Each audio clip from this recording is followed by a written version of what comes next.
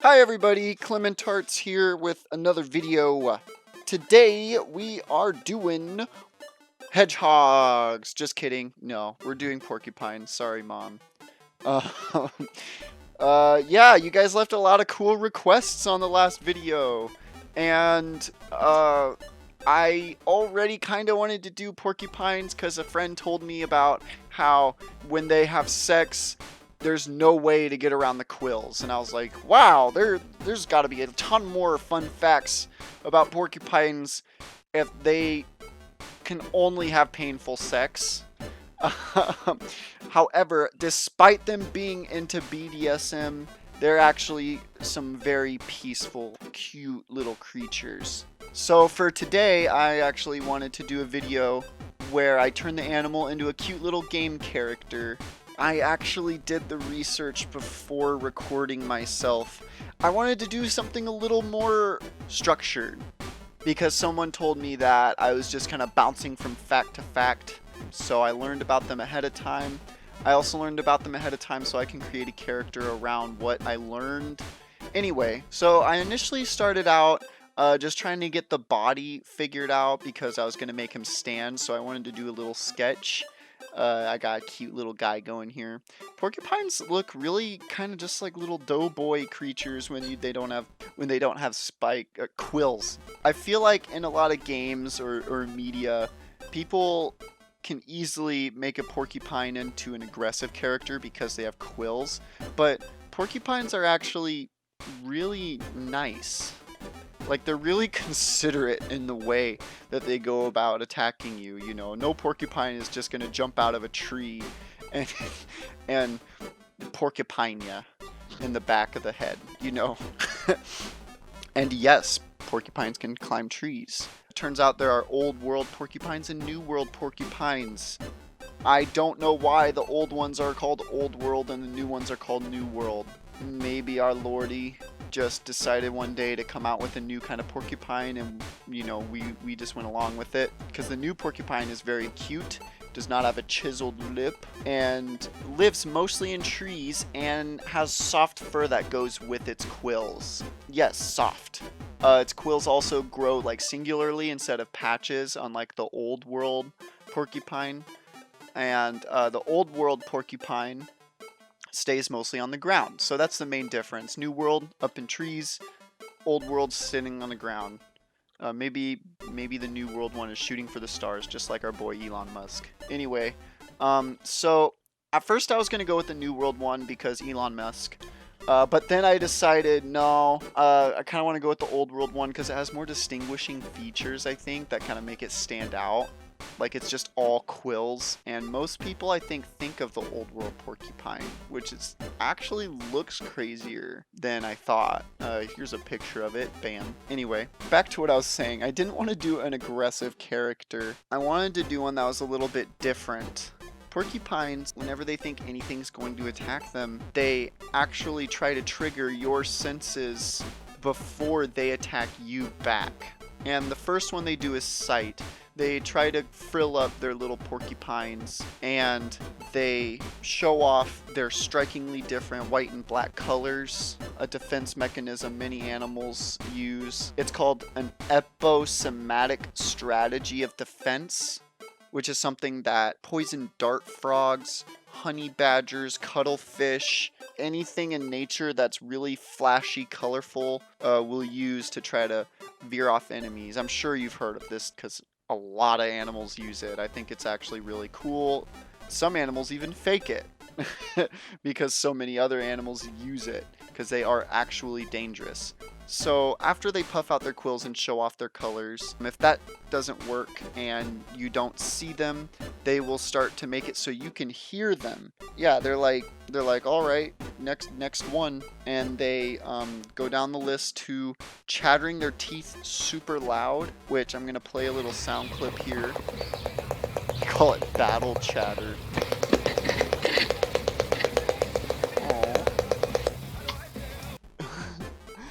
It's a little creepy. I feel like if I was walking through the woods and I heard that, I'd be like, oof, jeez. They also will rattle their quills because the back of their quills are hollow, which is really cool. makes a little rattle noise, kind of like a rattlesnake. So if that doesn't work, then they will use their last defense before they attack you like a crazy wild animal, because these is wild animals I'm talking about. They will emit a stank from the tip of their tail. Not like the possum where they smell dead, just an invasive smell to make people want to be like, oh, I should not be here. It's kind of like, you know, when you're playing Slenderman and you're walking through the woods, you start to like hear that, you know, that noise, except smell. Imagine a smell instead, and you're like, oh, I gotta run away. Except you just gotta run away, and the porcupine will not chase you like a porcupine Slenderman would. And then if that fails and you're still going to be an ignorant dumbass and go towards the black and white rattling bad smelling thing, then it will charge into you. It will run backwards into you or sideways into you and fling its little tail around to try to hit you, which I've heard is terrible because their quills, while they go really deep inside of you very easily, are very difficult to pull out. And this goes back to my character, which revolves around this concept. Humans studied their quills in their terrible pullout game and applied it to surgical sciences, such as hypodermic needles and surgical staples. Now, the reason they do surgical staples is because they wanted to make a staple that could go into your skin very easily without having to be bent to prevent it from coming out. So you know how a staple, it's in the shape, it's like a bracket shape. And you know how a staple, when it goes into a paper, you need to bend them to make it so it can't pull out? Well, if we were able to implement that in surgical staples, we wouldn't have to bend it under the flesh, which causes more pain to the person, and it actually tears the flesh a little bit. And we don't want to do that. So we've been researching porcupine quills to try to make a staple that goes in without pulling out easily and without bending it. And so I thought, hey, you know, it'd be cool, instead of making an aggressive kind of porcupine video game character, if this guy was kind of a healer. I had a little bit of inspiration from Animal Crossing, I think. I haven't even played Animal Crossing, but I'm pretty sure I've seen an animal with overalls in that game, and it's just the fucking cutest thing ever. So I thought this made the most sense because you can't really put a shirt on a porcupine. His quills will just stick out the back. So I gave him these cute little overalls and these cute little glasses that help him in his work. I imagine he has them up on top of his head most of the time, but when he's working, he pulls them down and he gets down and dirty with the work. And he is healing a human hand that you'll see later. I just kind of got lazy and decided to not draw the human all the way.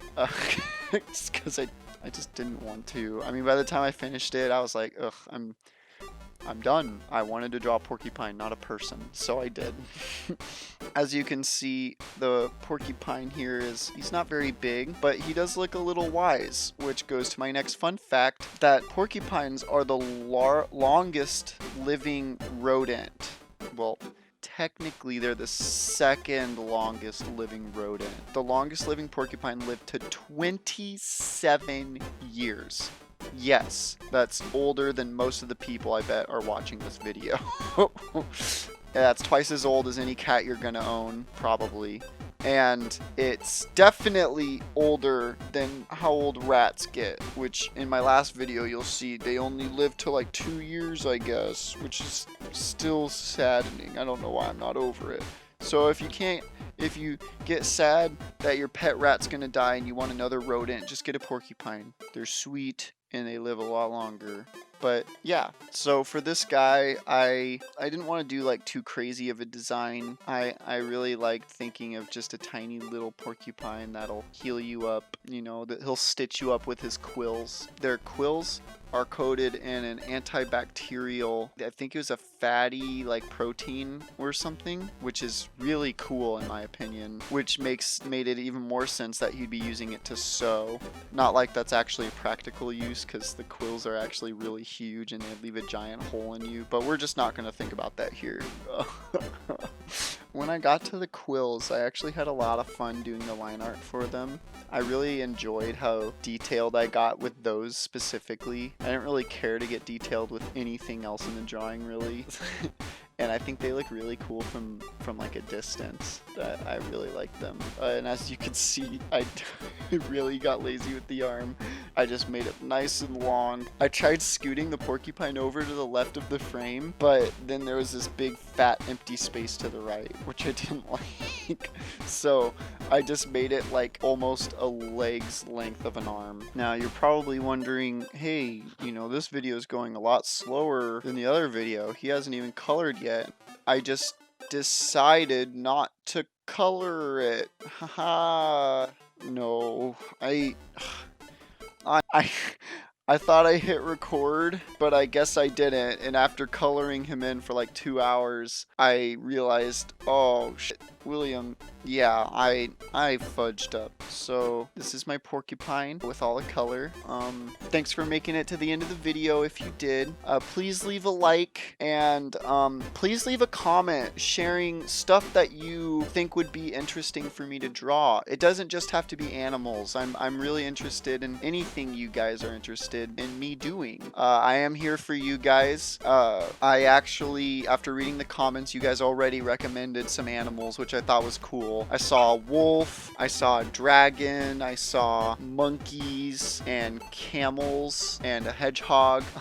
And I think the one I'm gonna do for the next video is either some kind of monkey or a camel. The person who made a case for the camel was very enticing, though I do like some monkeys, especially baboons. I think baboons are fascinating. I don't think many people know many things about baboons, but they're really cool. And I think either one would make a really cool game character. So please leave more comments. I really love looking at what you guys have to say. I don't care if it's trash. I don't care what it is. Just let me know what you guys are thinking. I like the criticisms too. And here is the end of the video credit page. So I'll just be putting fan art here. This one's a real special one. If anyone else creates art that has to do with the video or the video before, I'll put it up here. Anyways, I will see you guys next time. I hope you have a great rest of your day. I hope you have a good weekend or whatever, a good week. I hope you have a good life. Goodbye.